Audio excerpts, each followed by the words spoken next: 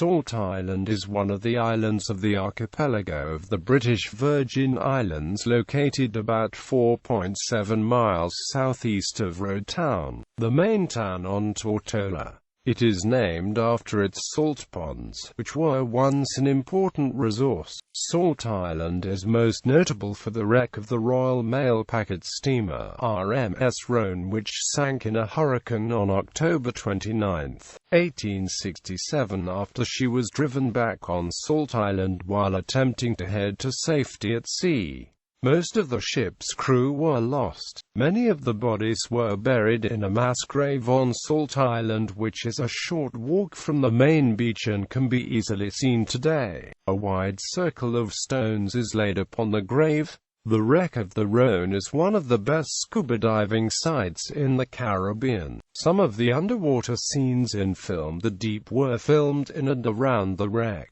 The population of the island hasn't been more than 3 people since at least 1980.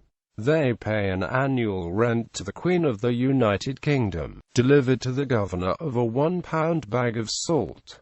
The island is often visited by yachts and gets an occasional smaller cruise ship. Where before there were 20 or more households, there are now only 3 or 4 derelict houses. Tributes of salt. The harvesting of salt was once an annual tradition on Salt Island, going back to the days of Queen Victoria in 1867, when the residents would gather once a year to harvest the salt from the lake on Salt Island. It became customary for the administrator of the Virgin Islands and later the governor of the Virgin Islands to send £1 of salt to the monarch on the Queen's birthday. The tradition subsequently fell away. However, in 2015, Governor John Duncan decided to renew the tradition. For the first time in many years, a pound of salt from Salt Island was presented to the sovereign. The governor took the salt to London and presented it to the sovereign in March 2015.